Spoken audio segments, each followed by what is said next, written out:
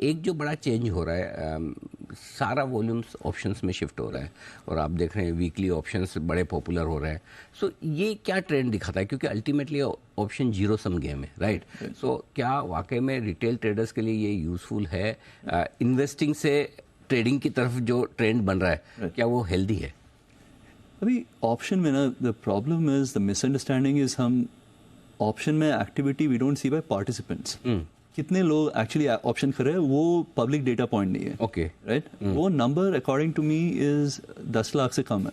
Okay, right. In the sense ये problem अगर आप बस प्रीमियम टर्नओवर देखेंगे तो लगता है कि ये बहुत ज़्यादा प्रॉब्लम है. ओके. बट ये प्रॉब्लम अगर आप 10 लाख के हिसाब से देखोगे तो इंडिया में ज़्यादा लोग नहीं है. ज़्यादा लोग नहीं है. ये एक छोटे से लोग हैं जो ज़्यादा एक्टिविटी कंट्रीब्यूट करते हैं मार्केट में.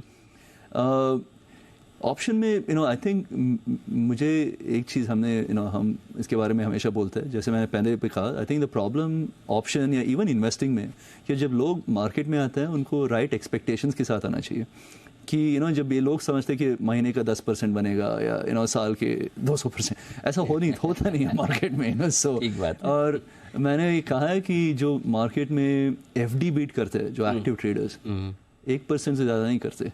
राइट. सो FD का रिटर्न जो 7% पर ईयर है. राइट. सो अगर लोग इस एक्सपेक्टेशन से आएंगे तो रिस्क कम लेंगे. अगर रिस्क कम लेंगे तो अपना पैसा बनाने का ऑड्स भी ज़्यादा होता है. तो प्रॉब्लम ऐसा है कि अगर आप मार्केट में आते हैं कि 100% महीने का बनाना है, साल का बनाना है, तो आप अपना रिस्क ज़्यादा लेते हैं. जैसे रिस्क ज़्यादा लेते हैं तो the chances are very less. And I mean maybe some influencers are to be blamed इसके लिए. right. Maybe we are to be blamed कि हमने ज़्यादा educate attempt नहीं किया.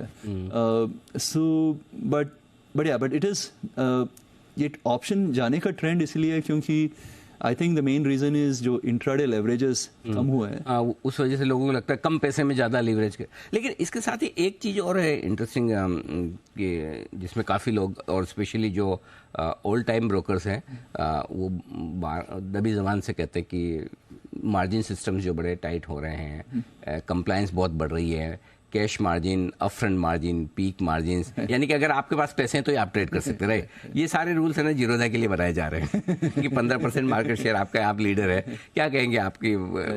नो, आई मीन सी ये आई थिंक रेगुलेटेड बिजनेस में one of the skills you need to have is to have a regulatory foresight. माने ये रेगुलेशंस फ्यूचर में कैसा चेंज होगा ऐसे सोच के बिजनेस बनाना है.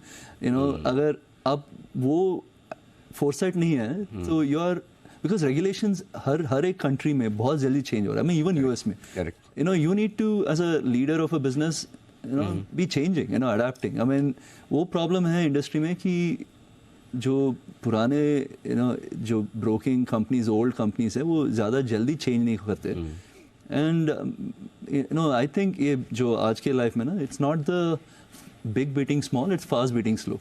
राइट. सो हमारे लिए भी as a business if we refuse to change, कोई आके they will do exactly the same thing जो हमने किसी और को डिस्टर्ब किया ऐसे. सो तो ये जो रेगुलेशंस चेंज हो रहे हैं, it was all very obvious. अगर आप if you go back 7-8 years back और जब ऐसे ब्रोकिंग, और आपको फायदा है तो इसलिए कि आप उसके लिए पहले से तैयार है. बिल्कुल. I mean like just for example अभी रिसेंटली का एग्जांपल बोलता हूँ. जैसे ये जो US stock market investing, right, ये प्रोडक्ट हमने कभी बनाया नहीं क्योंकि पता था कि ये प्रॉब्लम होगा कभी फ्यूचर में. क्योंकि गवर्नमेंट चाहेगा नहीं कि पहले ही तो इतना पैसा बाहर जाए. करेक्ट. राइट.